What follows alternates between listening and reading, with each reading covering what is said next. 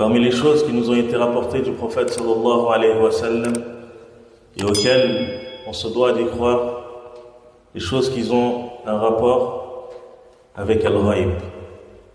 Al-Ghaib, c'est le monde de l'invisible. Et parmi ce qui nous a été rapporté du prophète sallallahu alayhi wa sallam, lors de la mort, lorsque l'ange vient pour recueillir l'âme, ce qui se passe, jusqu'à ce que la personne soit enterrée dans sa tombe. Et ce hadith est rapporté par Al-Bara ibn Azib. Il dit: nous avons suivi avec le prophète sallallahu alayhi wa sallam le cortège funéraire d'un homme des Ansar. Et lorsque nous sommes parvenus à la tombe, elle n'était pas encore creusée. Le messager d'Allah sallallahu alayhi wa sallam s'assit et nous nous assîmes autour de lui. C'était comme s'il y avait des oiseaux sur nos têtes. Yani, pour te montrer qu'ils ne bougeaient pas. Et il avait dans sa main, sallallahu alayhi wa sallam, un bâton avec lequel il grattait la terre. De la manière qui est assis, de la manière de la personne qui est assise avec un bâton et qui gratte la terre, qui est en train de réfléchir, qui est en train de méditer.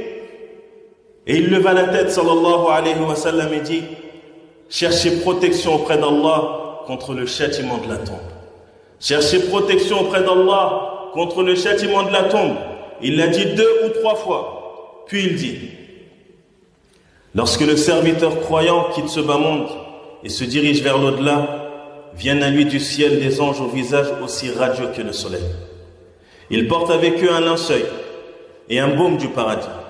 Et ils s'installent devant lui au point de couvrir l'horizon. Puis vient l'ange de la mort, alayhi salam, qui s'assoit aux côtés de sa tête et lui dit: ô bonne âme, sors vers le pardon et l'agrément d'Allah. Elle sort alors en coulant comme la goutte coule du goulot de l'autre. Quand l'ange de la mort saisit l'âme, les autres anges ne la laissent pas entre ses mains, ne serait-ce qu'un clin d'œil. Ils la prennent en la mettant dans ce linceul et ce baume dont exalte un parfum des plus suaves, des meilleurs parfums de la terre. Les anges l'élèvent vers le ciel, et à chaque fois qu'ils passent auprès d'un groupe d'anges, ceux-ci disent: quelle est cette bonne âme? Ils répondent: c'est un tel, fils d'un tel, en employant les meilleurs noms qu'on lui donnait dans ce bas monde.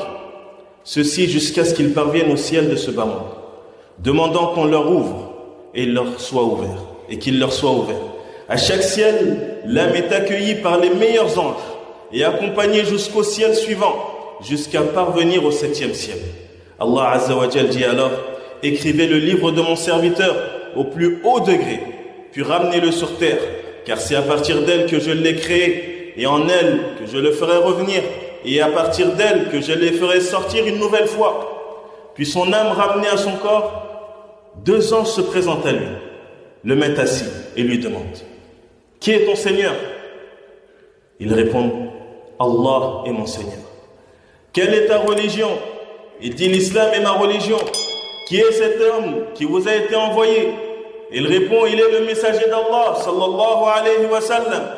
Ils leur disent: qu'en sais-tu? Quelle est ta science?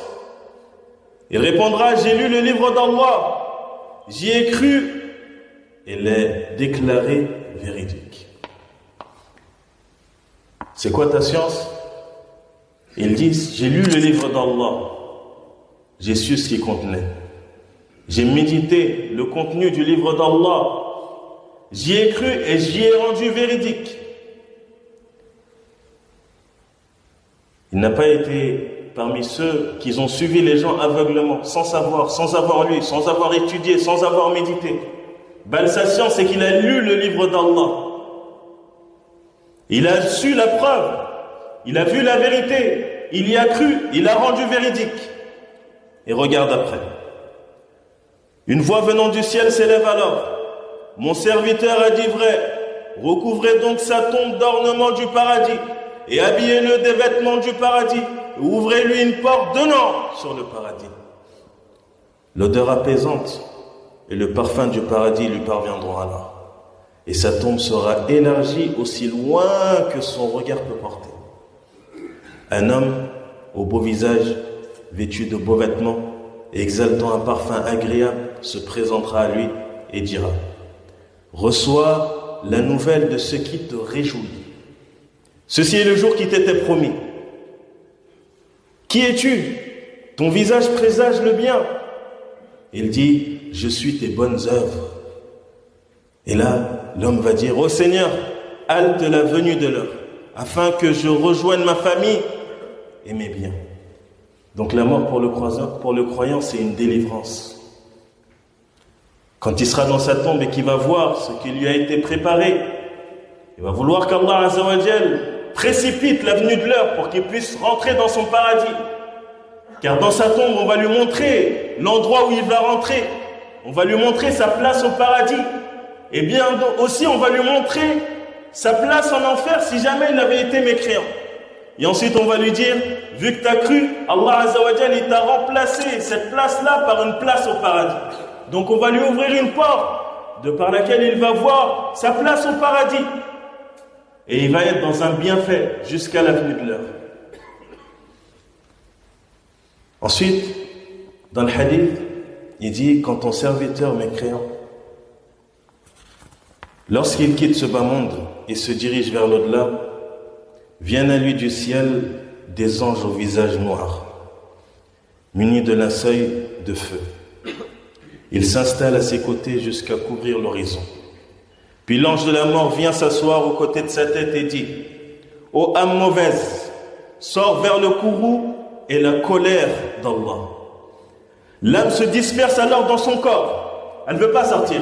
Elle se disperse alors dans son corps, mais l'en extrait comme la brosse en fer arrache la laine mouillée.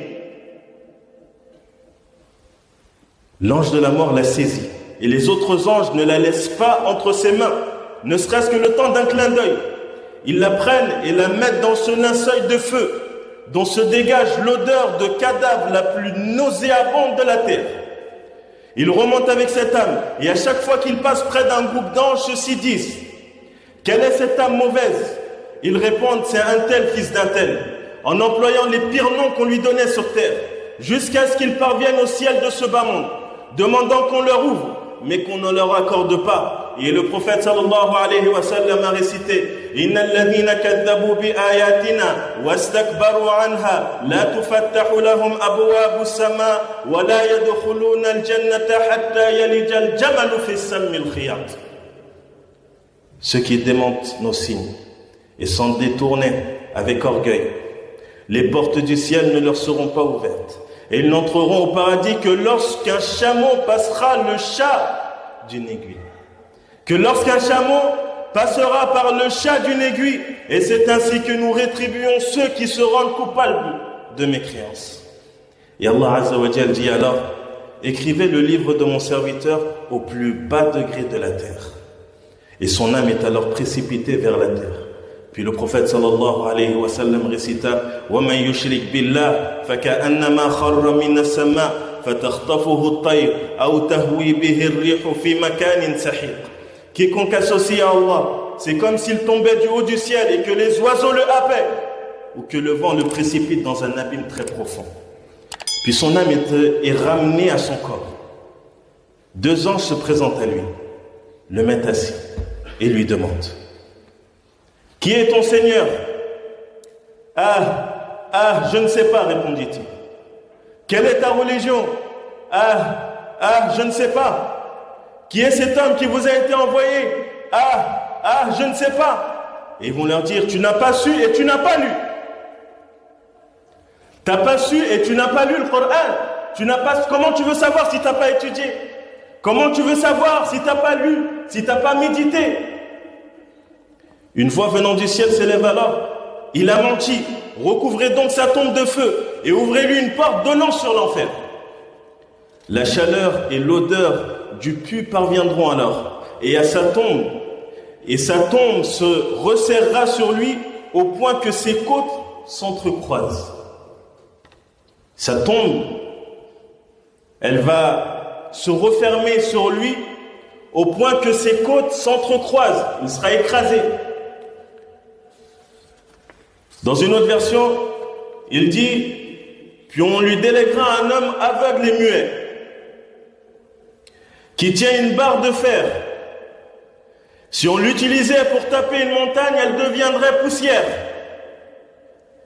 Il dit, il lui donnera un coup, et tous ceux qui sont entre l'Est et l'Ouest l'entendront, à l'exception des djinns et des êtres humains. Et il redeviendra poussière. Puis, on lui rendra son âme.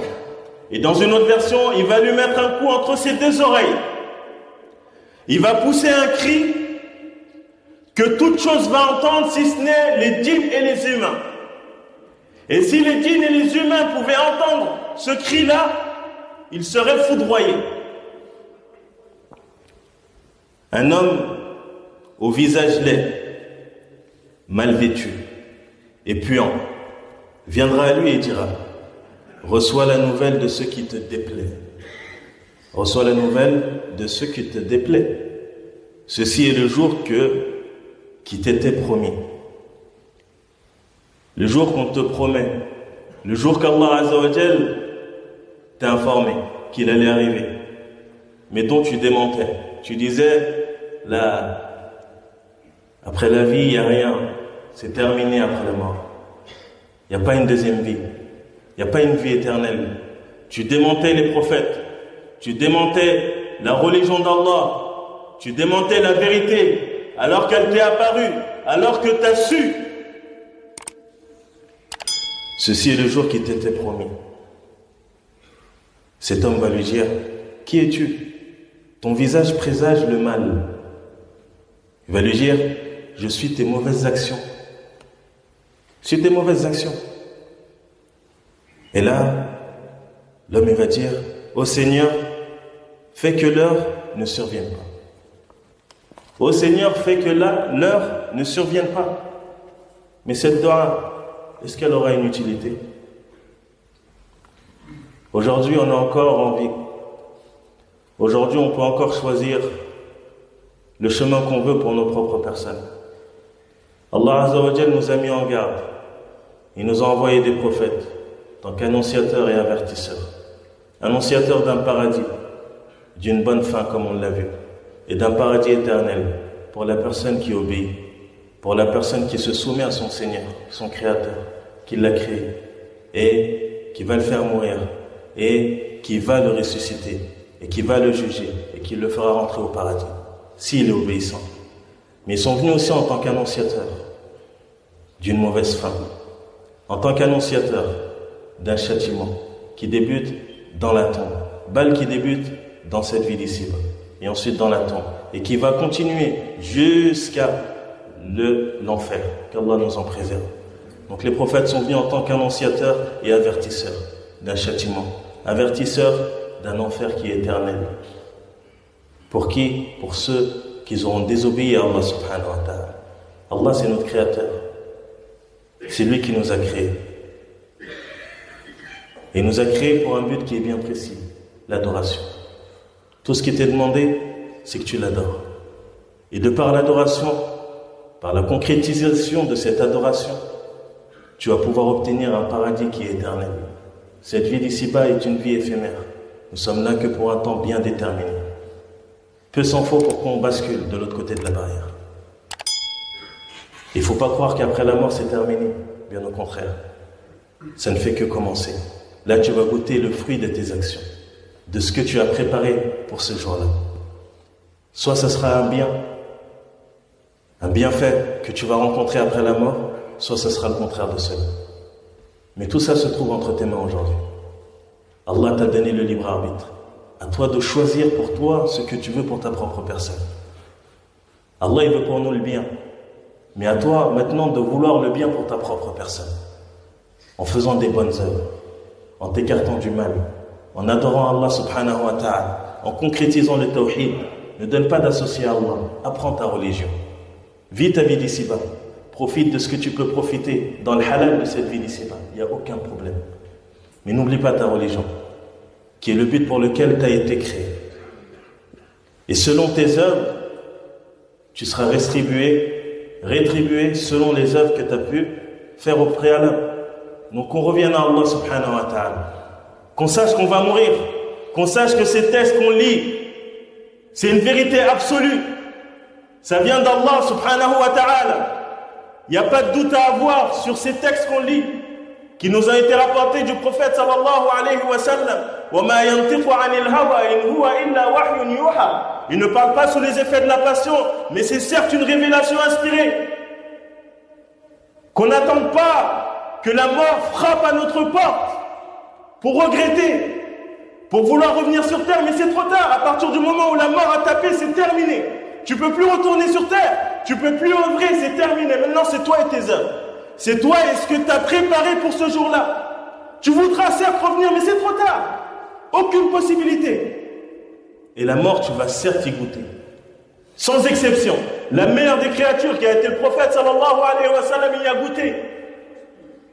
Et on va tous y passer. Qu'Allah azza wa jalla nous accorde une bonne fin.